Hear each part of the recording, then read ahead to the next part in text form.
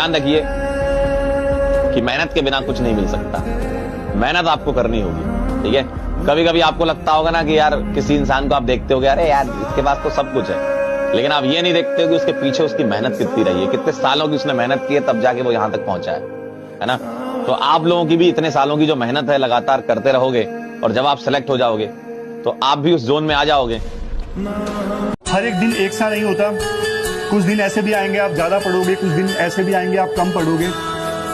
और मेडिटेशन इसकी देखो बहुत ज्यादा जरूरत है। चाहे डेली 15 मिनट सुबह उठते ही आप मेडिटेशन कीजिए, लेकिन कीजिए, फोकस आपका बहुत ज्यादा इंक्रीज हो।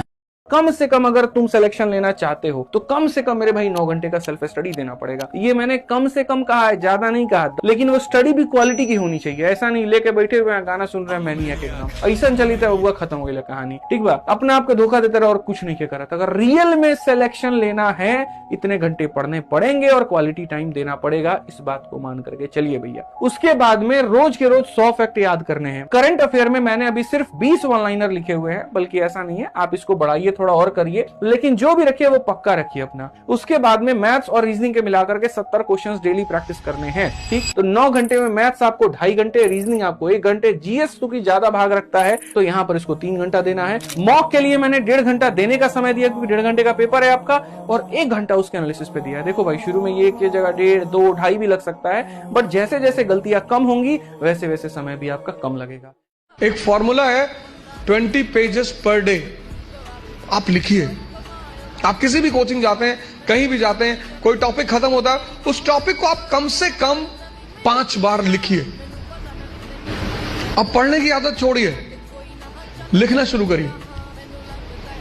जितना आप लिखेंगे उतना सोचने की क्षमता या हजम करने की क्षमता डेवलप होगी। या तो पूरे मन से तैयारी करो कि हाँ यार जान लगा देनी है, या फिर जाने दो यार, मतलब मैं और कुछ कर लूंगा, फिर यूपीएससी नहीं। जान लगाओगे तभी मजा है। आधे अधूरे मन से करोगे तो कहने को तैयारी कर ली कि हाँ यूपीएससी की तैयारी करी है, बीपीएससी की तैयारी करी है, लेकिन आपको ना अंदर से हमेशा इस चीज का एहसास रहेगा कि यार मैंने अपना बेस्ट नहीं दिया है, मैंने अपना बेस्ट नहीं दिया है। मेरे को पता है कि मिडिल क्लास फैमिली जब आगे बढ़ती है ना, तो उसके लिए one of the biggest reason जो हो सकता है दैट इज एजुकेशन, ठीक है।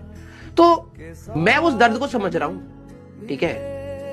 एक बार आप अपने पेरेंट्स को ना सिर्फ पढ़ करके खुशी दे दो। लिटरली बताओ, अरे मेरा भाई नहीं भी पढ़ेगा ना, 0 मार्क्स ले यार, लेकिन पढ़ तो यार, कोशिश तो कर ले, गिव अप क्यों करना है।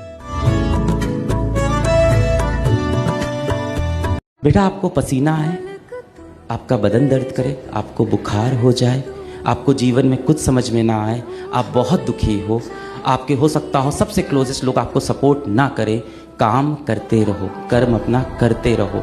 कोई आपको सपोर्ट ना करे, अपना कर्म करते रहो, इसी से आपका टाइम बदलेगा। इसी से वही समय है, अगर आपने आज मेहनत करी और इस साल मेहनत करी, तो जो भी आपने सपने लिए थे ना कॉलेज के, वो अभी ही पूरे होते हैं, बाद में नहीं होते, अभी ही होते हैं। ये साल आपका सबसे क्रूशियल ईयर होने वाला है। अगर आपने कोई चीज एम करी है तो उसके पीछे की मेहनत क्या होती है वो आप यहीं से सीखोगे। इससे ज्यादा मेहनत आप अपनी लाइफ में शायद इंजीनियरिंग सेक्टर में नहीं करोगे।